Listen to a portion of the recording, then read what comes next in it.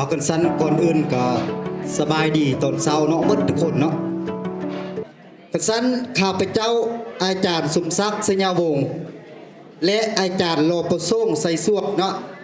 ตาหน้าเอาเหียนหมดตัวมุงมื่นขึ้นมารายงานเนาะในส่งหัวข้อเนาะก็คือหัวข้อการลิ้นเกมของชนเผ่าในท้องถิ่นและบทเพลงและทำนองเพลงที่สืบทอดกันในท้องถิ่นเนาะกระสันต่อไปขอเรียนเชิญอาจารย์รอประสงค์ใส่ซัวเนาะขึ้นมารายงานในหัวข้อที่1เนาะก็คือการลิ้นเกมของชนเผ่าในท้องถิ่นเนาะเอาค่อยเชิญสังอีกเท่านึงนะก็ขอเฮียนคณะประธานที่เคารพนับถือสูงเฮียนบรรดาทานเขตที่เคารพนับถือแล้วก็เฮียนคณะพัฒนาการศึกษาที่เคารพนับถือแล้วก็เฮียนบรรดาครูอาจารย์นับถือฮับแพงเขตนะข้าพเจ้าต่างหน้าให้คุณมสมื่นจะมานำเสนอเกี่ยวกับกิจการเล่นเกมของชนเผ่าในท้องถิ่นนะซึ่งในนั้นการเล่นเกมของชนเผ่าในท้องถิ่นพวกเราจะสร้างรวงซึ่งพวกเราจะได้สร้างรวงมาทั้งหมดอยู่ในนั้นจะมีเกณฑ์ของแต่ละชนเผ่าในนั้นเราจะแบ่งเป็น3ชนเผ่าใหญ่นะซึ่งพวกเราจะเห็นอยู่ในหุ้นตัวนี้3ชนเผ่าใหญ่ในนั้นชนเผ่าโม้งเราจะมีการเล่นเกมแข่งขันเกี่ยวกับมักคำอันที่2เป็นการเก็บเครื่องอันที่4เป็นเก็บแข่งคนไวนะแล้วก็โต้คนยาวใกล้ฟักไข่แล้วก็แข่งแข่งบุกแล้วก็กินของชนเผ่าขึ้นโมจะมีไม้คดเคล็ดไม้ขายาวแล้วก็ชนเผ่าเราลุ่มจะมีอยู่มัดแล่แล้วก็ดึงเสื้อนะซึ่งแต่ละกินตัวนี้พวกเราได้สร้างรวมทั้งหมดอยู่ในพื้นคู่มือของตัวนี้แล้วซึ่งกติกาบ่เวลาลิ้นหรือว่าเขาจะเล่นอะไรขั้นตอนในการเล่นอะไรและเราจะเล่นอยู่ในบุญประเพณีตัวใดนะซึ่งทั้งหมดอยู่นี้นี่เราจะเอาไปนำใส่ลิ้นอยู่ในงานแข่งขันต้นตาลเนาะเป็นต้นเป็นบุญประเพณีคันว่าของชนเผ่าโมงเขาจะไปลิ้นอยู่ในบุญประเพณีของบุญกินเทียนบ่หรือว่าต้นตาลเนาะหรือว่าเขาจะเล่นเกมอยู่ในงานบุญต้นตาลก็ได้เขาเผ่าขมูก็คือกันนะแล้วเขาชนเผ่าเราร่วมก็คือกันซึ่งในนี้พวกเราได้สร้างดวงข้อมูลทั้งหมดในนั้นมีทางนักเรียน3ม.51แล้วก็ครูอาจารย์และคณะพัฒนาการศึกษาคันบานพวกเราได้สร้างดวงทั้งหมดใส่ปืนคู่มือกันลิ้นกินของชนเผ่าท้องถิ่นตัวนี้ในนั้นทว่าหินทองให้บรรดาท่านเขตว่าโซนเนาะผู้ใดมีความสนใจอยากเวลาเรามีบุญมีงานต่างๆที่เขาจะนำเอากินตัวนี้ไปนำเสนอไปลิ้นอยู่ในหันก็สามารถเข้ามาศึกษาและอยู่ในห้องสมุดของพวกเราได้ซึ่งว่าอยู่ในหันพวกเราจะมีขั้นตอนในการเล่นกติกาเวลาเขาจะมีอยู่ในหันหมดแล้วขั้นตอนในการจะเล่นอะไรเฮ็ดอะไรลักษณะเสียหรือว่าเขาจะเล่นเป็นอันแต่ละขั้นตอนอยู่นี้ฉะนั้นข้าพเจ้าแล้วแต่ละกินตัวที่พวกเราจะมีเขียวโคบนะฉะนั้นเรียนห้องให้บรรดาท่านนี้เข้ามารับชมรับฟังแล้วมาศึกษาอยู่ในห้องสมุดแล้วเราสามารถสแกนเขียวโคบตัวนี้ไปเบิ่งวิธีการเล่นไปเบิ่งกติกาหรือว่าข้อมูลต่างๆซึ่งพวกเราได้นำเสนอแล้วก็สร้างรวงทั้งหมดอยู่ในหันแล้วฉะนั้นอันนี้ข้าพเจ้าก็ซึ่งว่าอยู่ในนี้พวกเราก็ได้นำเสนอที่1ไปแล้วข้าพเจ้าก็มานำเสนอโดยรวมนะโดยย่อฉะนั้นผู้ใดก็มีความสนใจอยากเข้ามาศึกษาหรือเข้ามานำเอากินตัวใดไปแข่งขันอยู่ในของชนเผ่าต่างๆกันก็สามารถเข้ามาศึกษาอยู่ในห้องสมุดของพวกเราได้นะฉะนั้นอันนี้ก็มอบต่อให้ตามศึกษาศึกต่ออยู่ในการนำเสนออยู่ในการเรียนรู้ท้องถิ่นเพลงและก็ถนนเจ้าเนาะอันนั้นก็เป็นการนำเสนอเกี่ยวกับเกมการลิ้นของชนเผ่าเนาะในท้องถิ่นเนาะกันผู้ใดมีความสนใจบ่เนาะเลยอยากศึกษาก็คือทางทีมงานเพิ่นแนะนำเนาะมันจะอยู่ในปึ้มคู่มือตัวนี้เนาะเอาให้แต่ละคนมาแล้วก็ศึกษาอยู่ในปึ้มนี้เลยเนาะเพราะว่าพวกเฮาก็มีอยู่ในนี้แล้วเนาะกระชั้นอันดับต่อไปนี้จะเป็นการนำเสนอในหัวข้อที่2เนาะก็คือเป็นเพลงและทำนองเพลง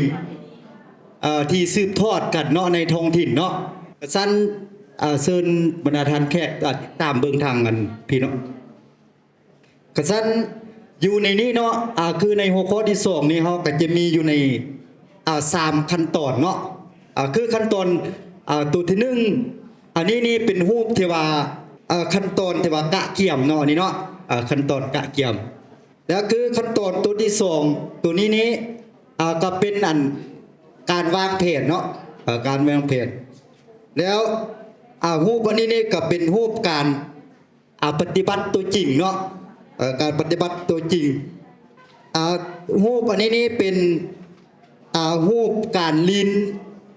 เกมก็คือเกมเพิ่นว่าแม่นอีมอนสอนพาเนาะอันนี้เนาะอันรูปอันนี้เนาะเป็นอันนี้รูปอันนี้เป็นรูปการเล่นเกมจำจี้จำจวดเนาะเพิ่นว่าเนาะอันนี้เป็นรูปของอาจารย์เนาะเลยเนาะเป็นการเป่าปีของชนเผ่าเนาะอันนี้เนาะเป็นการเป่าปีของอาจารย์เฮานี่แหละเนาะอันนี้เนาะการเป่าปี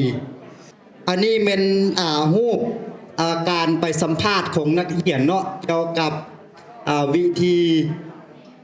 การเป่าแคนเนาะอันนี้นี่แล้วรูปอันนี้เนี่ยก็เป็นรูปที่ได้มาจากการไปสัมภาษณ์บุญประเพณีเนาะก็คือบุญของชนเผ่ากะมุเนาะเว้าเกี่ยวกับการจืมของเผ่ากะมุเนาะอยู่ในงานบุญว่าบุญของกะมุเฮานี่แหละเนาะ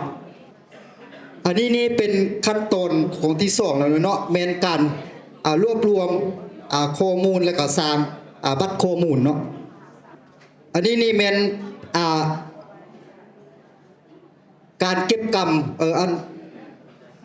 นักเรียนแต่ละกลุ่มเนาะรายงานบัตรข้อมูลที่เก็บกรรมมาเนาะอันนี้นะอันนี้เป็นการนำเสนอของนักเรียนเนาะอยู่ในกลุ่มที่เราแบ่งกันเนาะอันนี้แม่นการอัปโหลดภาพลงใน Google ได้เนาะและเอารูปภาพเข้าในผลงานของอาจารย์เขาเนาะนี่เนาะอันนี้เป็นขั้นตอนที่3ก็คือการสร้างผลงานเนาะของแต่ละกลุ่มมันอันนี้เป็นการขึ้นไปรายงานของนักเรียนเนาะของแต่ละกลุ่มมันอันนี้ก็คือการเนาะอันนี้ก็เป็นการรายงานของแต่ละกลุ่มเนาะแล้วก็รูปตัวสุดท้ายนี่ก็เป็นการให้ความคิดความเห็นของคณะพัฒนาเนาะต่อกิจกรรมดังกล่าวเนาะอันนี้ก็เป็นรูปภาพที่เรา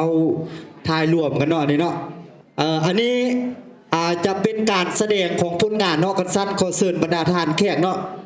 มารับชมทางพี่เนาะอันผลงานเดี๋ยวจะนำมาแสดงพี่เนาะกันสั้นผลงานเดียวนำมาเสนอหรือว่าวางแสดงอยู่ในนี้เนาะก็จะมีเป็นบทเพลงเนาะเป็นทำนองเพลงเกี่ยวกับสังวาอยู่ในนี้ก็จะมีอยู่ในอันเผ่าของกะมูแดเผ่าของมงแดแล้วก็เผ่าของคนลาวแดเนาะคือเผ่าของคนลาวเนาะอยู่ในนี้เพิ่นว่าจะมีเพลงโกมลูกเนาะโกมลูกแล้วก็มีเกมเพลงจำโมมีโมมุนเนาะแล้วก็เพลงกระดิ่งกิ่งกับแล้วก็เพลงเต้นยายๆเนาะแล้วก็เพลงอีมอนสอนพระเพลงลูลีข้าวสารแล้วก็เพลงจำจีจำจวดเนาะวันนี้นี้สำหรับเผ่าไอ้น้องมงเนาะสั้นอยู่นี้ก็จะมีปีตอดเนาะปีตอดหรือว่าปีโตเฟืองเนาะปีโตเฟืองเขาเนาะแต่ละคนก็จะเคยได้เป่าเนาะปีโตเฟืองเนาะแล้วก็จะมีลำสุดเผ่ามงเนาะแล้วก็มีแขนโค้งแล้วก็มีเป่าใบไม้เนาะอันนี้เป็นของส่วนเผ่ามงเนาะนี่เนาะแล้วตัวที่3นี่ก็เป็นเผ่าของกะมุเนาะเผ่าของกะมุนี่ก็จะมีเอิ้นว่าเป็นเจิมเนาะเจิมอันนี้ก็จะเป็นอันหลักๆของเผ่ากะมุเลยเนาะอันเจิมเนี่ยเนาะแล้วก็จะมีเป่าแคนลาวเนาะ เป่าแคนลาวแต่ว่าเป่าแคนลาวนี่ก็ทั้งชนเผ่าใดเป่าก็ได้เนาะอันนี้เนาะสามารถเป่าได้หมดเลยเนาะแต่ว่าบางอันก็จะเป็นของเอกลักษณ์ของเผ่าตนเองเลยเนาะอันนี้นี่แม่นการนำเสนอเกี่ยวกับบทเพลงและทำนองเพลงเนาะกันสั้นบรรดาทานแขกที่ว่าสนใจอยากศึกษาเนาะก็ให้มาศึกษาอยู่ในปึ้มนี่ได้เนาะเพราะว่าปึ้มอันนี้เฮาเฮียบเหี่ยงมาเนาะเป็นปึ้มคู่มือเดียวเฮียบเหี่ยงมาได้แล้วเนาะอยู่ในแต่ละบทเพลงเนาะซึ่งว่ามันอยู่เนี่ยนี้หมดถ้าว่าผู้ใดอยากไปเข้าไปสแกนอยู่ใน QR Code ก็ได้เนาะหรือว่าจะเอาปึ้มนี้ไปอ่านไปศึกษาก็ได้เนาะมาฮอดนี้เนาะผ่านการรายงานของโรงเรียนบ่โซมมื่นเนาะขอขอบใจเนาะ ข้าพเจ้าต่างหน้าครูมสดน้ำฮอนหอสมุดมสดน้ำฮอนจะมารายงานเกี่ยวกับการปักแซลของชนเผ่าท้องถิ่นอยู่ในนี้เนาะเขาจะเก็บเอาข้อมูลอยู่3ระยะเนาะคือระยะที่1แม่นสร้างแผนสำรวจคือดังในรูปภาพเนาะแผนสำรวจของเขานี่จะมีอันที่1แล้วแม่นทางโครงการ ALC เพิ่นจะบรรยายเกี่ยวกับข้อมูลที่เขาจะไปเก็บเอาข้อมูลเนาะหลังจากนั้นแล้วเพิ่นก็ได้แบ่งออกเป็นกลุ่มให้ข้อมูลของพวกเขาเพื่อจะลงไปปฏิบัติตัวจริงในการไปสัมภาษณ์ของพ่อแม่ปลาสุนเนาะหลังจากนั้นแล้วเขาก็ได้ไปสัมภาษณ์พ่อแม่ปลาสุนเกี่ยวกับหลายต่างๆที่เขาจะไปสัมภาษณ์นั้น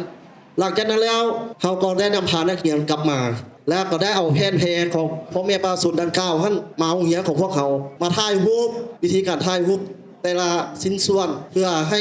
ได้เก็บกับข้อมูลเนาะหลังจากนั้นแล้วพวกเขาก็ได้สร้างผลงานขั้นตอนที่2เนาะได้มารวบรวมเอาข้อมูลต่างๆเข้ามาลงในแฟ้มเอกสารเพื่อกะเกี่ยมในการเขียนข้อมูลให้สำเร็จหลังจากนั้นแล้วพวกเขาก็ยังได้มาอธิบายทดลองให้แต่ละกลุ่มเบิ้งหลังจากนั้นแล้วเนาะรายงานสำเร็จแล้วเขาก็ได้นำเสนอผลงานสิ่งที่เขาเห็นท่านเนาะแต่ละกลุ่มก็ได้ขึ้นมารายงานให้ทางโครงการเพิ่นเบิ้งแล้วก็ได้ถ่ายรูปรวมน้ำกันเนาะอันนี้แม่นเขาเจ้ามารายงานแต่ละกลุ่มหลังจากสำเร็จแล้วก็ได้มาถ่ายรูปรวมกันก็จบเพียงคนนี้เนาะแล้วต่อไปละแม่นจะได้มาเบิ่งการรางแสดงของชนเผ่าเกี่ยวกับท้องถิ่นของพวกเขาเนาะในนี้เขาจะมีสารานุกรมล้วนหลายของชนเผ่ามุงเล่มนี้เพื่อเขียนขึ้นเพื่อเป็นส่วนหนึ่งของกิจกรรมการเรียนรู้ท้องถิ่นจัดโดยสมาคมร่วมน้ำใจเด็กน้อยลาว ALC เนาะแล้วเบื้องนี้แม่นสารานุกรมล้วนหลายของชนเผ่ามงต่างๆเนาะแต่ละบุคคลที่ได้เฮ็ดเขาจะมีรายชื่ออยู่นี่เนาะเป็นต้นเป็นนักเรียนห้องม.5 นึงแล้วอยู่ในนี้เขาจะได้แบ่งเป็น3กลุ่มเพื่อจะไปสัมภาษณ์เนาะกลุ่มที่1แล้วมีชนเผ่ามุงขาวเนาะอยู่ในนี้จะมีอยู่13ลายเนาะแต่ว่าเขาเอามาติดนี่มีแต่เพียงแต่4ลายอันนี้แม่นลายขี้กระเดือนลายก้นหอยบ่13ลายเส้นลายแก้มมะแตงเนาะสลับมุงขาวของพวกเขาแล้วก็จะมีมุงลายเขาประโยคขึ้นมามี2ลายเนาะจะมีลายดอกไม้กับลายปักคุ้ยส่วนเผ่าที่3เนี่ยมันมุงเขียวเนาะจะมีลายผู้ผ่ากับลายมุงเม่งเนาะแล้วเขาจะมีลายต่างๆอยู่ในปึ้มนี่ถ้าว่าผู้ใดสนใจต้องการเนาะว่าชนเผ่าของพวกเขามีลายอย่างใดก็มาติดตามมาอ่านปึ้มหัวที่ใดเนาะการรายงานของข้าพเจ้ากับมาฮอนี่ก็จบอย่างพอนี้ขอขอบใจเนาะ สำหรับข้าพเจ้าเองก็ต่างงานจากผู้รับผิดชอบวิทยาห้องสมุด250ของโรงเรียนมสอำเภออาจจะขออนุญาตขึ้นมารายงานเกี่ยวกับผลงานการเห็นรู้ท้องถิ่นที่ได้ปฏิบัติตัวจริงในระยะพันมาและสำหรับตัวนี้เพราะข้าพเจ้าก็ได้ฝึกอบรมและก็เก็บกำผลงานอยู่ใน2หัวข้อ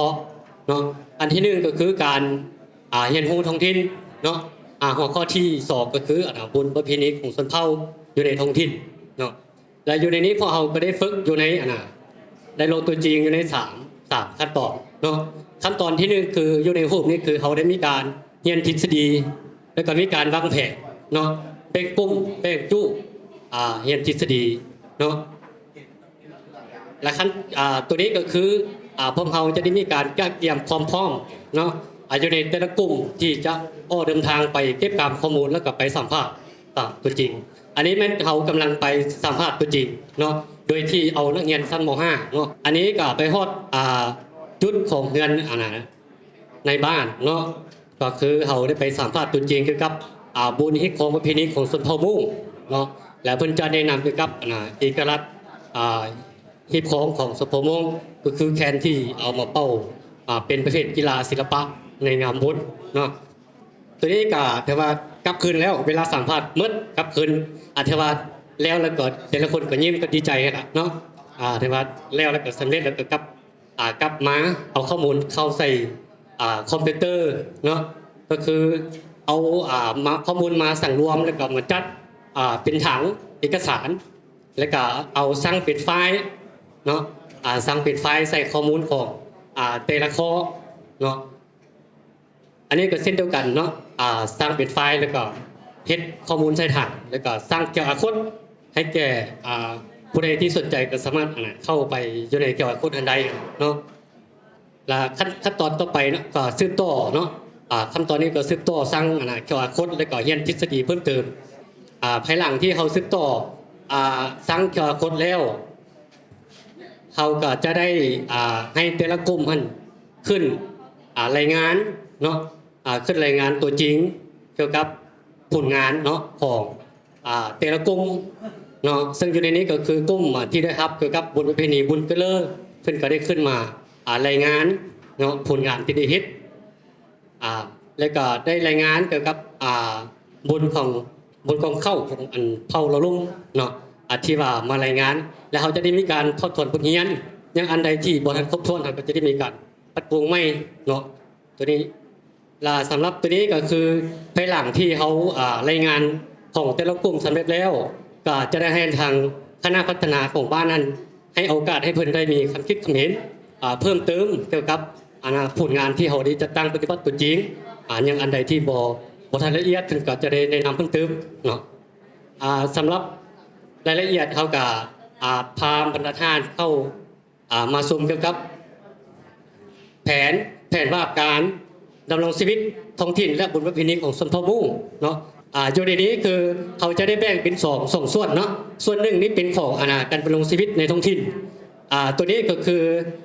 การลบมันต้นเนาะก็เป็นกิจกรรมหนึ่งของชนเผ่ามุ่งที่ได้เฮ็ดเป็นสินค้าเนาะก็คือเป็นเสากสิกรและจุดที่สองก็คือพักหอมลาบเนาะก็ได้เฮ็ดเป็นสินค้าคือกันแล้วว่าเอามาใส่อยู่ในภายในครอบครัวเนาะและจุดที่3ก็คือลาบงัวนี่ก็เป็นอาหารเพื่อนบ้านเราที่คนเรานิยมกับใส่เนาะที่ขาดบ่ได้โดยเฉพาะก็คือมีงานโรงงานต่างๆเลยครับจะใส่อาหารประเภทนี้เนาะจากนั้นกระบวนประเพณีอยู่ทางนี้เนาะจะมีบุญประเพณีนี่ก็จะมีชนเผ่ามุ่งกับชนเผ่ากระมุเหล่าลุ่มนะสั้นชนเผ่ามุ่งนี่เฮาก็มีคือการอื้นขวดของแต่ละปีครบปีหนึ่งที่จะได้จัดการอื้นขวดเนาะคือการอื้นขวดนี่ก็เป็นฮีบคองที่เฮาเสือถือมาแต่โดนนานแล้วอื้นเอาขวดของผู้คนที่อยู่ในครอบครัวเดียวกันให้มีสุขภาพแข็งแรงเป็นปีใหม่เนาะและต่อมาก็คือกีฬามันจะมีกีฬาประเภทงัวซุนเนาะก็เป็นประเภทกีฬางัวซุนเป็นศิลปะในงานบุญนะและคือมีเอกลักษณ์ก็คือชุดชนเผ่ามุ่งเนาะชุดชนเผ่ามุ่งนี่ก็เป็นเอกลักษณ์เฉพาะแล้วก็เฮ็ดด้วยตนเองยิบเซี่ยวด้วยตนเองสำหรับชุดชนเผ่ามุ่งเนาะวันนี้ต่อมาคือบุญเกลอนี่ก็เป็นบุญประเพณีที่เผ่ากมู่เคยสืบถือกันมาก่อนจะหอบบุญเกลอเพิ่นก็ได้มีการเตาโฮมและเอกลักษณ์ก็จะมีชุดชนเผ่าคือกันเนาะส่วนอาหารของบุญเกลอก็เกียมก็จะมีเพือกมันเข้าเนาะประเภทนี้ไก่เป็ดแล้วก็เครื่องดื่มนี่ก็จะมีหลักๆก็คือเหล้าไห่เนาะเหล้าไห่แล้วก็เหล้าขาวนี่เป็นอาหารนำเครื่องดื่มเนาะที่จะได้เก็บไว้และต่อมาก็คือบุญตรงเข้าเนาะของเผ่าเราลุ่มนี่ก็คือได้มีการฟังเทศนำอยู่ในวัดเนาะและบทสะพอที่ของเข้าเท่านั้นมันจะมีการให้กำลังใจแล้วก็สร้างสิริมงคลนำไปน้ำเสียงทำอยู่ในวัดเนาะตัวนี้ท้องเขาก็มีปึ้มเนาะปึ้มที่สร้างเป็นQR Code ถ้าหากผู้ใดสนใจเนาะก็สามารถเข้าไปอยู่ในลิงก์QR Codeนี้ก็เบิ่งได้เนาะก็ประมาณนี้สั้นมาฮอดนี้ก็ผ่านการรายงานการให้ท้องถิ่นและก็บุญประเพณีของโรงเรียนมส.อำเภอเขาก็เมื่อเท่านี้เขาเข้าใจเนาะ สบายดีตอนเช้าทุกท่านเนาะก่อนในเหตุที่ประชุมฉะนั้นข้าพเจ้าอยู่มส.บ้านฝางเนาะ ห้องฮักอ่าน353วันนี้จะมาขึ้นรายงานเกี่ยวกับหัวข้อแหล่งท่องเที่ยวเนาะอยู่ในเขตของโรงเรียนหมอซ้อบันหวังฉะนั้นเนาะอยู่ในเขตท่องเที่ยวอยู่ในเขตหมอซ้อบันหวังเนาะก็ที่ว่าจะไปเก็บกับข้อมูลต่างๆนี้จะได้ฝึกอบรมในขั้นตอนที่1เนาะเพื่อว่าฝึกอบรมนี้ก็คือวางแผนจัดกลุ่มแล้วก็วางแผนนักเรียนหน้าที่รับผิดชอบของนักเรียนขั้นตอนที่2ก็คือลงไปสัมภาษณ์และการลงสัมภาษณ์ก็คือเขาจะนัดผู้ที่ว่าจะสัมภาษณ์นะว่าเขาจะไปเวลาใดไปตอนใดเพื่อว่าจะให้เป็นสามารถเอาข้อมูลให้เราได้แล้วก็ขั้นตอนที่3จะเป็นการเทียบเคียงข้อมูลที่ว่าเราไปเก็บการมาได้แล้วนะเพื่อว่าจะมาเขียนอยู่ในข้อมูลแล้วก็เอาลงอยู่ในGoogle Drive นะวันนี้หลังจากที่ว่าเขาเขียนข้อมูลทั้งหมดแล้วเนาะมาเบิ่งอยู่ในการเรียนรู้ท้องถิ่นของเขาก็คือแหล่งท่องเที่ยวอยู่ในเขตขอบเขตที่ว่าอยู่ใกล้เคียงกับโรงเรียนหมอซ้อบัดวาดของเขาก็คือมีหาดดอนเอียงนะหาดดอนเอียงนี่มันจะตั้งอยู่ปานน้ำพีซึ่งว่าเป็นหาดที่ว่าอยู่แคมป์ของเนาะแล้วก็จุดที่2เนาะก็คือหาดดอนกวักหาดดอนกวักนี่มันจะอยู่บ้านหวังเนาะอยู่เหนืออยู่เหนือเลยนะบ้านหวังจุดที่3ก็คือถ้ำพระนี่เนาะจะเป็นอยู่ถ้ำของผ้าพมพร้าวอยู่ในถ้ำพมพร้าวอยู่ในละบ้านกลางของบ้านหวังกับบ้านน้ำพีอยู่ในถ้ำเขาตีเนาะมันจะมีถ้ำพระซึ่งว่าห่างจาก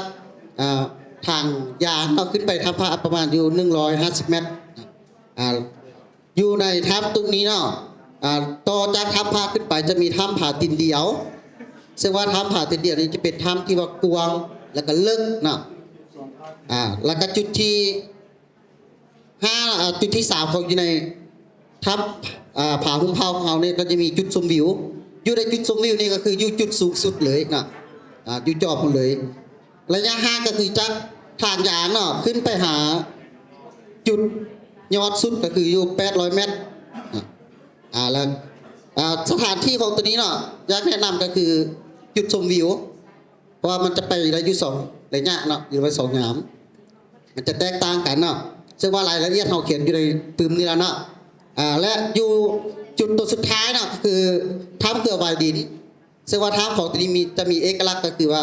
จะมีเกลือวายดินที่ว่าอยู่ปากถ้ำมันหลายแล้วก็ถ้ำของตัวนี้เนาะจะเป็นถ้ำที่ว่ากว้างเหมือนกันแล้วก็ลึกเหมือนกันและสิ่งที่สำคัญอยู่ในถ้ำนี้ก็คือจะมีบ่อน้ำอยู่ในนั้นเลยเนาะซึ่งว่าสถานที่ต่างๆเนาะเขาจะปักหมุดไว้แล้วก็มีแผนที่ให้ไปพร้อมเลยเนาะตามตัวที่ว่าเอาไว้นี่เลยซึ่งว่ารายละเอียดข้อมูลเนาะสถานที่ต่างๆเนาะที่ว่าเขาบอกพาดมาเมื่อกี้นี้ก็คือจะมีเรื่องเล่าของสถานที่นั้นต่างๆซึ่งว่าเรื่องเล่าต่างๆเนาะเขาจะบันทึกไว้อยู่ในปืมหัวนี้หมดแล้วถ้าหากว่า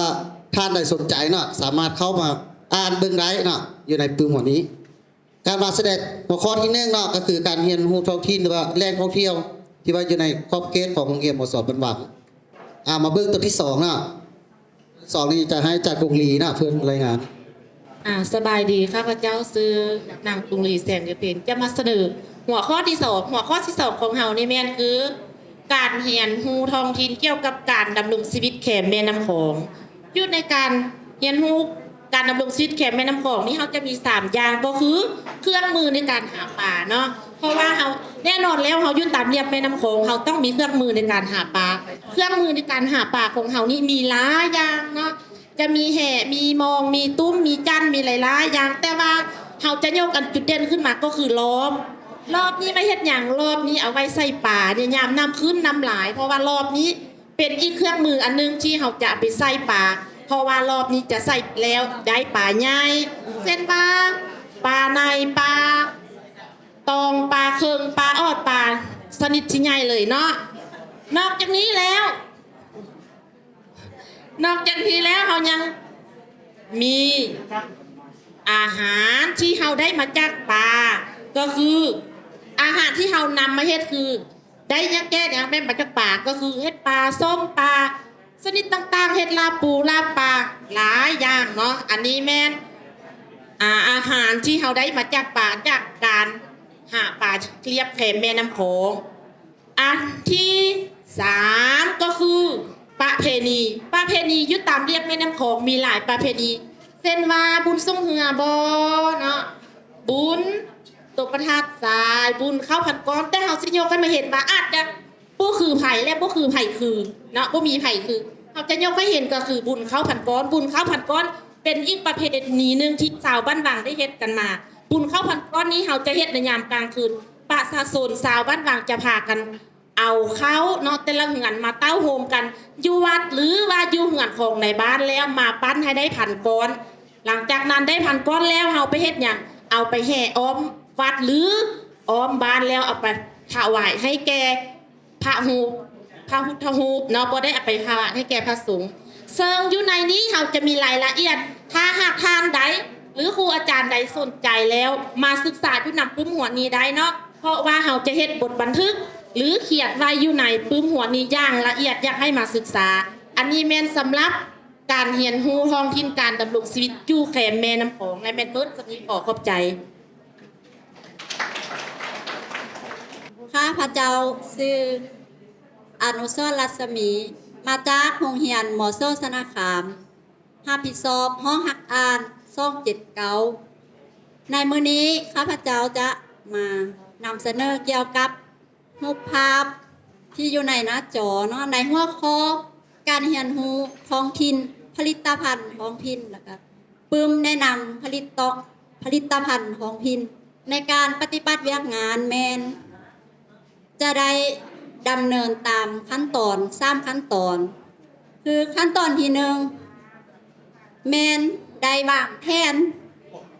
เพื่อจะลงไปเก็บกำข้อมูลนัดจุดที่เราจะลงเก็บกำข้อมูลคือนัดกับเจ้าของสวนเจ้าของห้างขายผลิตภัณฑ์มักไม้มักขามผลิตภัณฑ์มักกล้วยเนาะไว้เพื่อจะลงไปเก็บกำเอาข้อมูลแล้วขั้นตอนที่2ก็คือลงไปปฏิบัติตัวจริงเลยไปเก็บกำเอาข้อมูลนำห้างขายผลิตภัณฑ์มักขามมักข้ามกวนเนาะห้างนี้ซื้อห้างนางจันเทาอยู่บ้านปักมีเมืองสนาขามแล้วก็ได้ไปสัมภาษณ์ห้างขายผลิตภัณฑ์มักกล้วยซึ่งเป็นห้างปลาขมุกอยู่บ้านปักมีเมืองสนาขามแล้วก็ได้สัมภาษณ์เนาะเกี่ยวกับประวัติความเป็นมาก่อนที่จะเฮ็ดผลิตภัณฑ์มักกล้วยขายแล้วก็ถ่ายทาพบรรยากาศเวลาที่มีคนไปซื้อแล้วก็ไปขายอยู่ในห้างเนาะแล้วก็อันนี้แม่นรูปภาพส่วนมักกล้วยกำลังออกมักปีแล้วก็เปียมักข้ามซึ่งกำลังเกี่ยมที่จะเอาลงไปปลูกในดินอันนี้แม่นรูปผลิตภัณฑ์มักกล้วยเนาะซึ่งไปรูปออกมาแล้วเป็นรูปมักกล้วยอบเนยแล้วก็อวยมักกล้วยอบแสงแดดก็มีเนาะอันนี้แม่นขั้นตอนที่3หลังจากที่ไปเก็บกำข้อมูลมาแล้วก็ได้นำเอาข้อมูลลงมาเขียนใส่ปึ้มปัดข้อมูลแล้วก็ติดรูปภาพถ่ายรูปภาพที่เฮาถ่ายมาเนาะเอามาจัดเรียนให้มันงามแล้วก็จัดเรียนคำศัพท์ให้มันเป็นประโยคที่น่าอ่านน่าสนใจใส่ลงในปึ้มถ้าว่าตัวใดที่ยังบ่ครบก็ได้ลงไปเก็บกำเอาข้อมูลขึ้นมาเพื่อให้มันละเอียดหลังจากนั้นก็ได้นำพานักเรียนแต่ละกลุ่มขึ้นรายงานให้กลุ่มอื่นนั้นได้ฮู้นำอันนี้ถือว่าเป็นการสร้างผลงานเนาะใกล้จะสำเร็จแล้วสิออกมาเป็นผลงานที่เห็นอยู่แบบนี้อะโลเนาะสันข้าพเจ้าต่างในห้องสมุด279สิมาผ่านเกี่ยวกับการปลูกมะขามและกับการปลูกมะกล้วยเนาะสันอยู่ในการปลูกมะกล้ว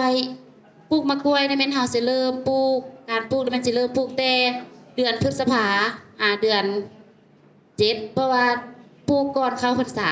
ตามฮิตของประเพณีแล้วเข้าพรรษาแล้วเพิ่นจะบ่ให้ปลูกกล้วยเพิ่นว่า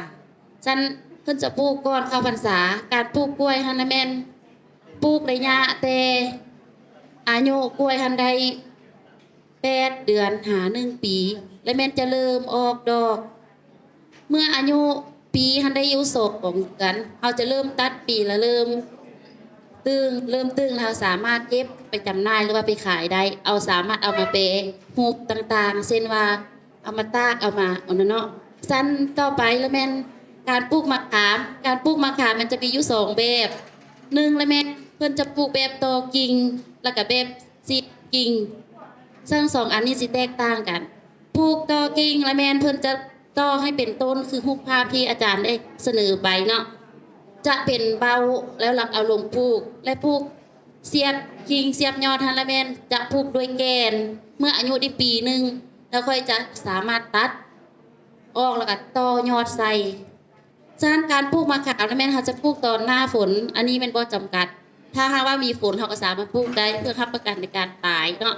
แล้วมะขามมันในการบัวระบาดเขาก็ใส่ฝุ่น ใส่ฝุ่นใส่ปุ๋ยตามเพื่อมันโหเขาก็สามารถบัวระบาดได้สั้นการปลูกมะขามอายุมะขามได้4-5 ปีจะเริ่มออกดอกการออกดอกฮันละแม่นเขาสามารถพ่นยาหรือว่าฆ่าแมงไม้ฉะนั้นอยู่ในอันระยะนี้แม่นมะขามจะเริ่มออกดอกแม่นเดือน4และสามารถสุกแม่นเริ่มเดือน12หาเดือน3ในระยะนี้เนาะฉัน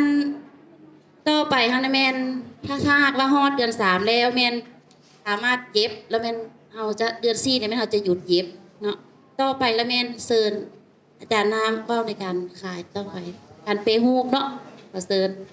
เจ้าอนาข้อนำเสนอการแปรรูปเนาะการแปรรูปนี่จะมีการแปรรูป2ชนิดเนาะมีการแปรรูปมะกรวยแล้วก็การแปรรูปมะขามเนาะการแปรรูปมะกรวยนี่จะมีการแปรรูปเฮ็ดเป็นกล้วยทอดเนาะจะมีกล้วยทอดเนยกล้วยทอดมนเนยมนเนาะเนยยาวแล้วก็กล้วยทอดสุกแล้วก็กล้วยทอดเกลือเนาะการแปรรูปมะขามนี้จะเป็นมะขามกวนเนาะส่วนวัตถุดิบหรือว่ามะกรวยมะขามที่นำมาแปรรูปนี้จะได้ตามท้องถิ่นตามบ้านเนาะอันนั้นเป็นสำหรับการแปรรูปก็จะเป็นเพียงเท่านี้เนาะต่อไปละเม็ดการขายเนาะการขายละเม็ดการขายนี้เพิ่นจะขายอยู่ช่องทางเนาะจะเป็นช่องทางออนไลน์แหละขายตามอาหารเนาะจะมีราคาส่งแล้วก็ราคาย่อยราคาส่งของมะกรวยละเม็ดโล85,000ราคามะขามกวนละเม็ดกระปุกนึง25,000เนาะถ้าเอาไล่ละเม็ดเพิ่นก็จะหลุดตามปริมาณนั้นเนาะส่วนพิกัดของหาละเม็ดเฮาได้ปักหมุดไว้แหละสามารถสแกน QR ตามปึ้มเนาะก็จบขอขอบใจ ข้าพเจ้าเองมีนามว่านางเพ็ญศรีศรีญเดชมาจากโรงเรียนมอซ้อนับกวนมื้อนี้จะมานำเสนอการวางแสดงการเห็นฮู้ท้องถิ่นเนาะแต่ว่าเราจะมีการนำเสนอ3ขั้นตอนที่เราปฏิบัติก่อนประสาสขออนุญาตสำหรับขั้นตอนที่1ที่เราเก็บกรรมหมายความว่าหลังจากเรามีปึ้มนิทานเก่าแก่แล้วได้นำพานักเรียนมาอ่านเบิ่งเนื้อในของปึ้มเนาะหลังจากอ่านแล้วก็แม่นนำพานักเรียนนั้นพยายามแปลเนาะแปลภาษาลาวมาเป็นภาษาอังกฤษหลังจากแปลแล้วก็แม่นมีการภาพคือบ่ไปเนาะหลังจากแปลแล้วก็มีให้นักเรียนนำเสนอลองอ่านเบิ่งว่าภาษาลาวมันถูกต้องหรือบ่แล้วการแปลภาษาอังกฤษนั้นมันคัดตกบกพร่องบนใดเนาะแล้วเขาก็นำใช้วจนานุกรมว่าซั่นซะช่วยและบรรดาครูอาจารย์ให้คำแนะนำเพิ่มเติมถ้าบ่เข้าใจนี่คืออาจารย์เลี้ยมเนาะได้แนะนำเพิ่มเติมว่าซั่นซะว่าคำศัพท์ใดที่เขาจะใช้เป็นภาษาอังกฤษเท่านะสำหรับขั้นตอนที่2ก็แม่นได้นำพานักเรียนชั้นม .6 ประกอบข้อมูลใส่คอมพิวเตอร์เนาะเป็นภาษาอังกฤษภาษาลาวอยู่ถึงแล้วก็ภาษาอังกฤษอยู่รวมจะให้นักเรียนมีส่วนร่วมพร้อมกันไปเลยว่าซั่นซะเป็นการเรียนรู้ของไปในตัวเนาะสำหรับขั้นตอนนี้หลังจากเฮาพิมพ์ข้อมูลไปแล้วก็ได้มากดกาเบิ่งคืนว่าข้อความที่เฮาพิมพ์ไปหันมันถูกต้องสมบูรณ์แล้วบ่หลังจากถูกต้องสมบูรณ์แล้วก็มีการแต้มรูปประกอบเนาะหรือว่านำเสนอกันแล้วก็แต้มรูปประกอบเพื่อเฮาจะได้ไปสแกนเข้าขอบอีกเติมเทื่อนึงว่าซั่นซะอันนี้แม่นเพิ่นนำหาแต้มรูปว่าเฮาจะเฮ็ดแนวใดรูปออกมาบ่ให้มันคือฉบับเก่าให้มันแตกต่างจากอันเก่าว่าซั่นซะแล้วขั้นตอนที่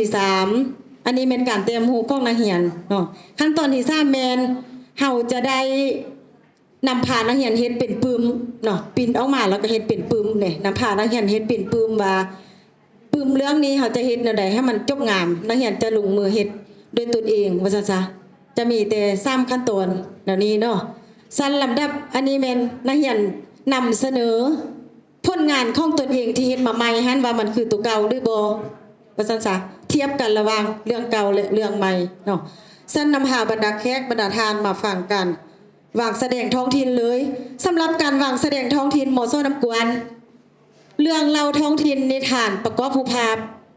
อยู่ในนี้เราจะนำเสนอแต่หานิทานคือนิทานเรื่องทำอิฐเนาะ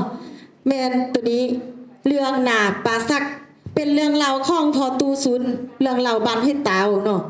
หมายความว่าหนานี้กำเนิดมาจากปลาซักเมื่อก่อนเป็นปลาซักอย่างล่วงไหลพ่อแม่ประชาชนได้ทักทางแล้วก็เฮ็ดหนาจึงเอิ้นหนาปลาซักเนาะ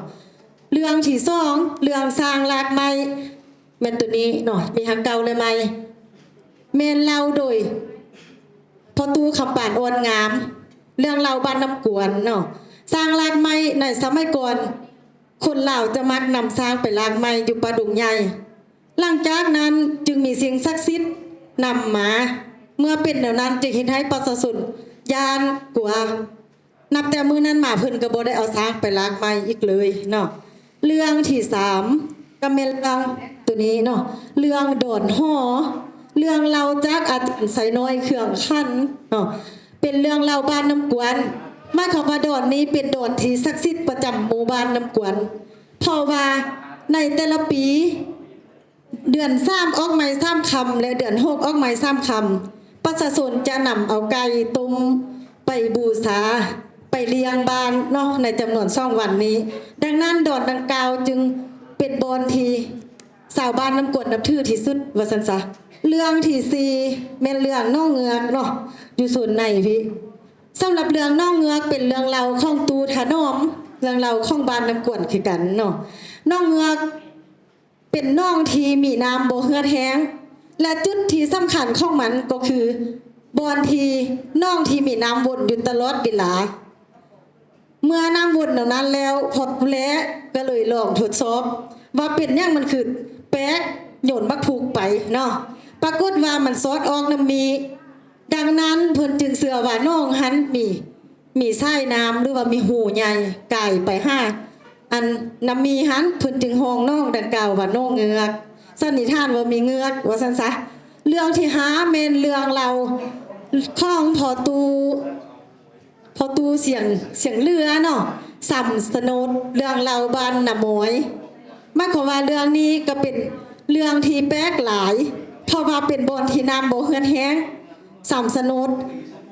เป็นสัมที่แปลกเพราะว่ามีน้ำสีทองในมือวันเดือน3ออกไม้3คำกับเดือน6ออกไม้3คำคือกันเนาะดังนั้นเพิ่นจึงถือว่าขลำสีแดงบ่ให้มีสีแดงเข้าไปเขตบริเวณนั้นเป็นสิ่งที่ห้ามเนาะสำหรับการรายงานก็มีซ้ำนี้ขอขอบใจ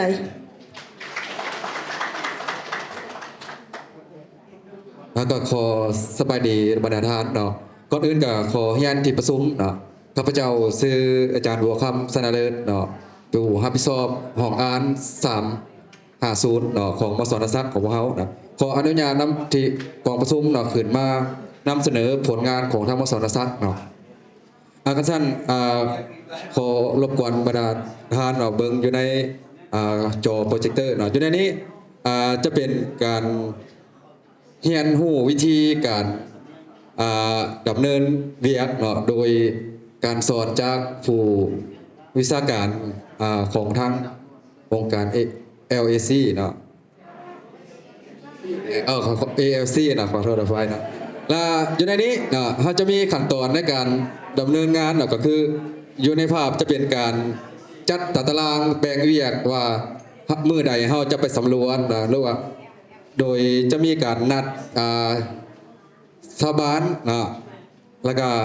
มีการแบ่งกลุ่มว่ากลุ่มใดจะรับผิดชอบอยู่ในเขตใดบริเวณใดนะ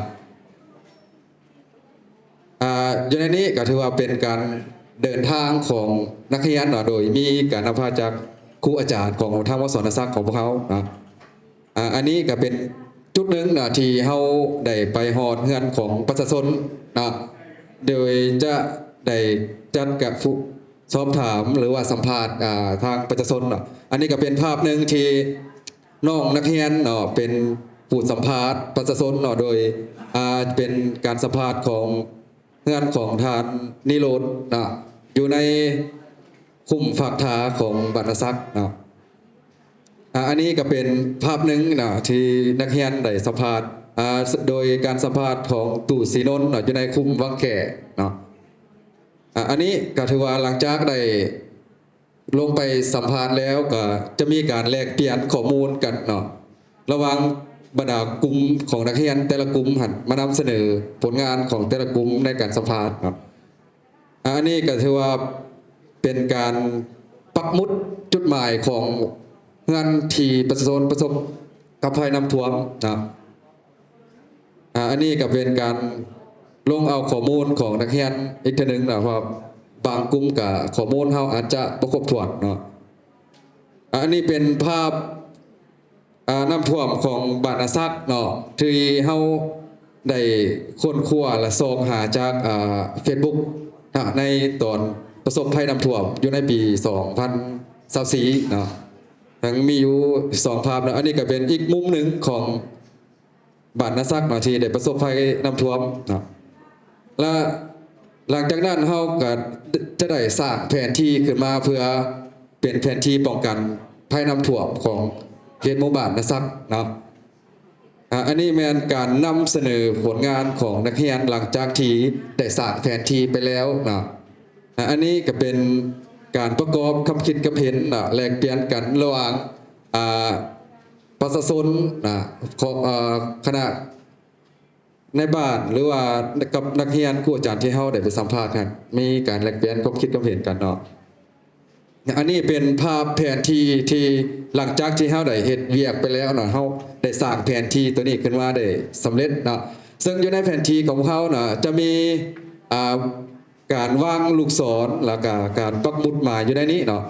ให้บรรณาธิการสังเกตเบิ่งเนาะอยู่ในนี้เฉพาะหมุดสีส้มนี้จะเป็นสภาพความเสียหายของภัยน้ำท่วมในปี 2006เนาะ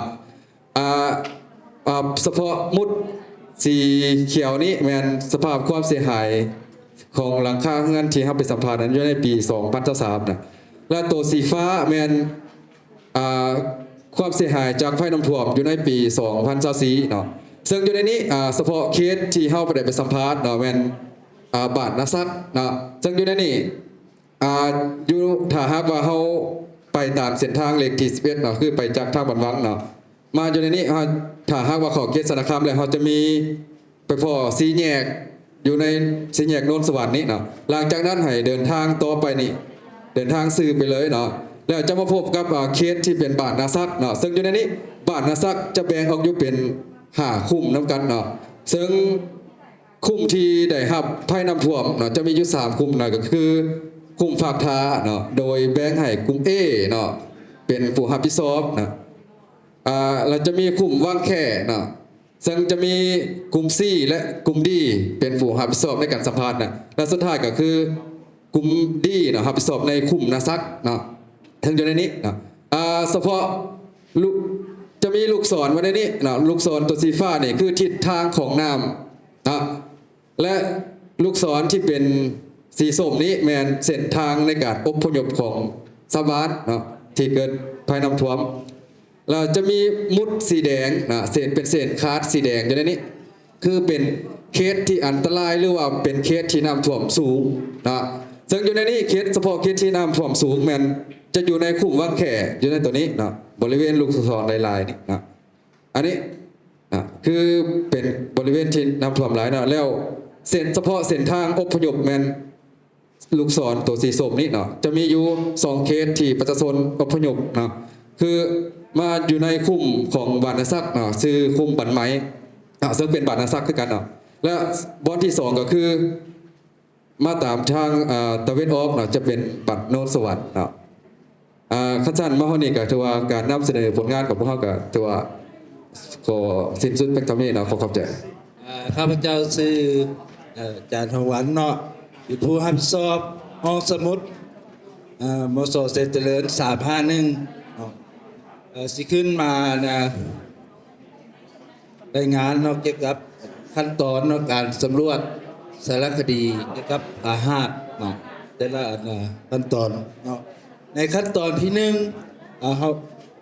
เชิญทางมาเบิ่งรูปภาพเนาะเกี่ยวกับการสำรวจสำหรับขั้นตอนที่แม่นเขาจะมีการวางแผนเนาะการไปสำรวจแบ่งตัดตารางแล้วก็สร้างแบ่งกลุ่มเนาะในการสำรวจแล้วก็กับการลงสำรวจตัวจริงเนาะอันนี้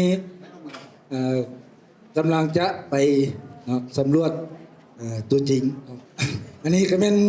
พาหนะเนาะที่เรานำไปในการสำรวจเนาะจะเป็นเสือภูเขาเนาะหรือรถซิ่งเนาะรถธรรมดารถง่ายนี่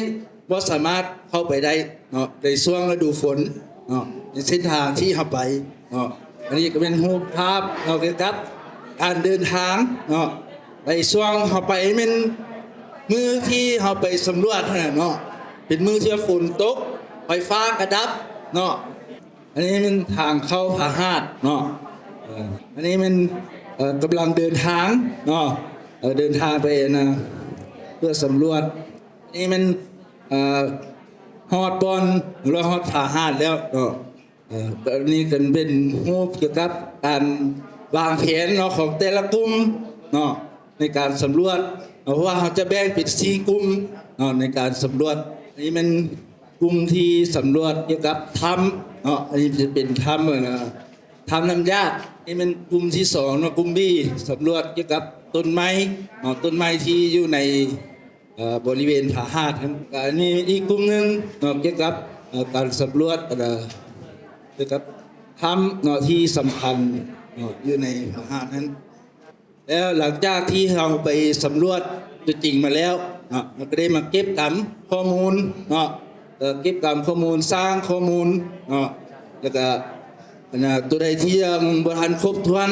เขาก็ไปเก็บกรรมใหม่หรือไปสัมภาษณ์ใหม่เนาะเกี่ยวกับรูปบทสัมภาษณ์ต่างๆมีการสร้างบัตรข้อมูลแต่อันนี้มันเป็นขั้นตอนที่3เนาะเกี่ยวกับการเก็บข้อมูลแล้วก็นำเสนอเนาะผลงานของแต่ละกลุ่มเนาะแต่อันนี้มันเป็นผู้ที่ถูกสัมภาษณ์เนาะให้ประกอบความคิดความเห็นเนาะเป็นผู้ประกอบความคิดอันนี้มันเกี่ยวกับทหารตัวจริงเนาะในปัจจุบันเนาะโหตัวนี้เนาะอันนี้มันเกี่ยวกับ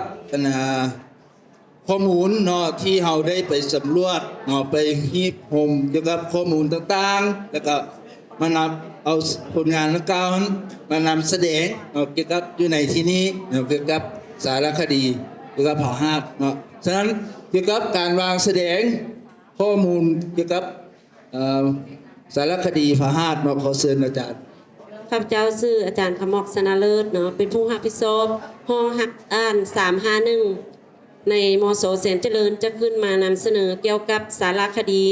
เกี่ยวกับผาหาดเนาะซึ่งว่าอยู่ในผาหาดนี้เนาะเป็นการเล่มนี้มันถูกเขียนขึ้นหรือว่าสร้างเป็นกิจกรรมเนาะส่วนหนึ่งของสมาคมร่วมใจกับเด็กน้อย ALC เนาะกับโครงการใจกล้า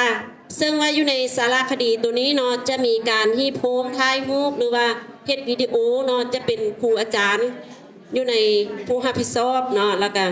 มีน้องน้อยนักเรียนห้องม.51แล้วก็มีสมาคมพ่อแม่นักเรียนเนาะซึ่งอยู่ในสารคดีเกี่ยวกับผาหาดนี้จะมีอยู่3หัวข้อหลักเนาะ1ก็คือข้อมูลพื้นฐานเนาะสำหรับข้อมูลพื้นฐานนี้ผาหาดนี้ตั้งอยู่ระหว่างกลางบ้านพลสบาดกับบ้านพลงามเนาะของเมืองสนขามแขวงเวียงจันทน์รวมกว้างนี้จะมีอยู่246,825 เมตรเนาะรวมหอบจะมี646,682 เมตรแล้วก็รวมสูงจะมีอยู่779 เมตรถ้าเทียบใส่นานาทะเลเนาะแล้วตัวที่2จะแม่นข้อมูลทางด้านทางธรรมศาสตร์เนาะข้อมูลทางธรรมศาสตร์นี่จะมีถ้ำแล้วก็สิ่งที่มีชีวิตเนาะซึ่งถ้ำนี้มีหลายถ้ำจะมีถ้ำน้ำยาดถ้ำน้ำยาดนี้ มีน้ำยาตลอดปีเนาะแล้วตัวที่สองจะมีถ้ำพระเสียงแสนถ้ำพระเสียงแสนนี่เป็นถ้ำที่สวยงามแล้วก็เป็นถ้ำที่มีห้องหอยทางด้านประวัติศาสตร์เนาะซึ่งอยู่ในถ้ำนี้มีหินเลื่อมหลายสีแล้วก็มีหินเลื่อมมะยิบมะยักเนาะแล้วถ้ำที่สามก็คือถ้ำนาละครถ้ำนาละครนี้เป็นถ้ำที่ตั้งอยู่ที่สูงสันเนาะซึ่งว่าปากถ้ำนี้มีหินก้อนใหญ่เนาะแล้วก็มีหินที่สวยงามเนาะและตัวที่สี่ก็คือหูลูกเงือกเนาะหูลูกเงือกนี่เป็นอยู่ทางปากถ้ำเนาะซึ่งว่า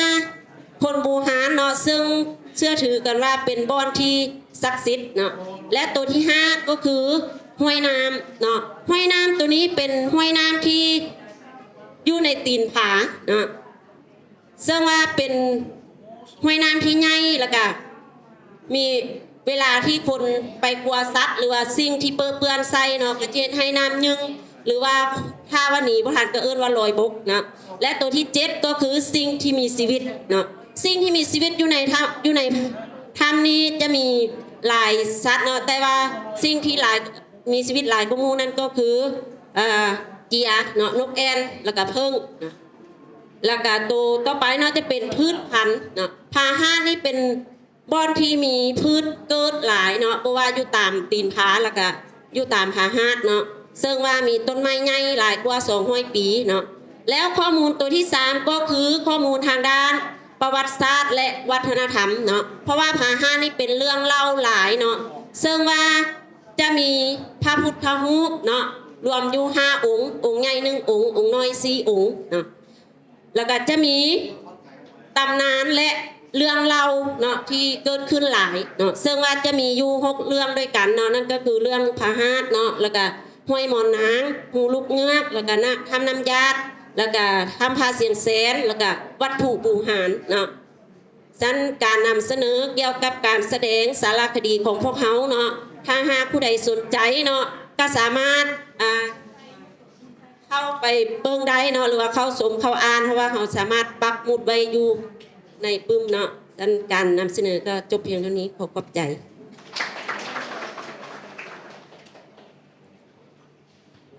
เจ้าอีกเทื่อนึงก็ขอขอบใจนำทั้งอาจารย์จากมสแสนเดินถือว่าทั้ง8โรงเรียนเฮาก็ได้นำเสนอเป็นที่เรียบร้อยแล้ว และสั้นต่อไปนี้สวยจะอธิบายเกี่ยวกับเจี้ยน้อยๆที่ให้ยายทั้งอาจารย์เนาะว่าเจี้ยน้อยๆเขาจะเฮ็ดหยังเดี๋ยวจะให้เพิ่นอธิบายเพิ่มเติมให้ฟัง สบายดีอีกเคื่อนึงเนาะเจียน้อยๆที่ยายให้แต่ละฐานเนาะให้รบกวนให้แต่ละฐานเขียนนัมเบอร์ที่ตนเองมากเนาะก็คือหัวข้อที่เฮาอยากปฏิบัติในครั้งต่อไปนะเฮามักในหัวข้อใดได้10หัวข้อนี้เนาะถ้าเฮามักเลขใดให้เขียนเลขนั้นเนาะจะเริ่มต้นจากทางนั้นเนาะนัมเบอร์1ก็คือปึ้มคู่มือการเล่นเกมของชนเผ่าเนาะแล้วก็นัมเบอร์2มัน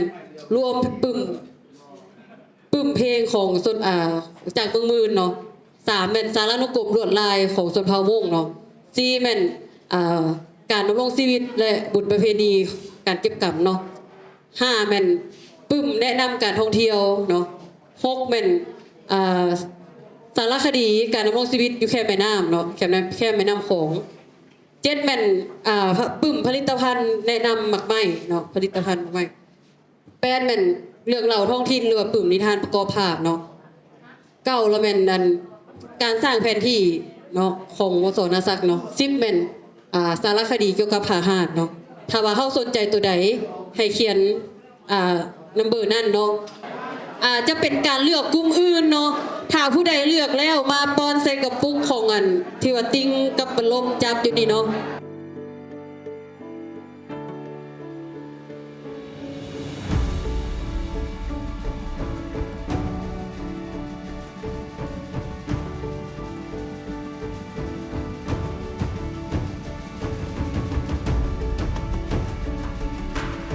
คันสั้นเพื่อบ่เป็นการเสียเวลาข้าพเจ้าจะขอประกาศผู้ที่ได้คะแนนจากการลงคะแนนเสียงแต่ละหัวข้อน้ำกันเนาะมีทั้งหมด10หัวข้อรางวัลที่3กันก่อนซึ่งได้รับ10คะแนนเนาะอันนี้เป็นรางวัลที่3 10คะแนนเห็นว่า หัวข้อนี่แม่นเพิ่นอยากเฮ็ดแล้วก็อยากเอาไปนำไส้และมีความสนใจ หัวข้อนี่แม่นชื่อหัวข้อว่าสารานุกรมลวดลายของส้นเผามงมสน้ำฮอนเนาะในหลังและพิเศษรางวัลที่2เฮาแม่นมี2รางวัลโรงเรียนที่ถูกโหวต12คะแนนพร้อมกันเนาะโรงเรียนที่1มสน้ำกวนนิทานประกอบภาพเนาะได้รางวัลที่2แล้วก็อีกหนึ่งโรงเรียนก็คือโรงเรียนมสสนคามผลิตภัณฑ์หมักไหม้12คะแนนเท่ากัน12,000คะแนน ก็เลยได้ที่สอง ได้ที่2หลังจากนั้นเรามารับของรางวัลกันเลย และรางวัลที่1รางวัลที่1มี1เดียวยืน1อีกบาทหนึ่งได้แก่โรงเรียนมสดาววงรู้จันตัวนี้คิดว่าตัวนี้คักมสมาทราบกันหมู่เนาะมสบ้านวังได้รางวัลที่1การดำรงชีวิตและแนะนำการท่องเที่ยวถึงว่าจะมาซะแต่ก็มาแล้วก็ได้รางวัลไปเนาะรางวัลที่1นั่นก็คือทั้ง3รางวัลเนาะรางวัลที่1รางวัลที่2แล้วก็รางวัลที่3หลังจากที่สำเร็จแล้วก็มารับเอาของรางวัลได้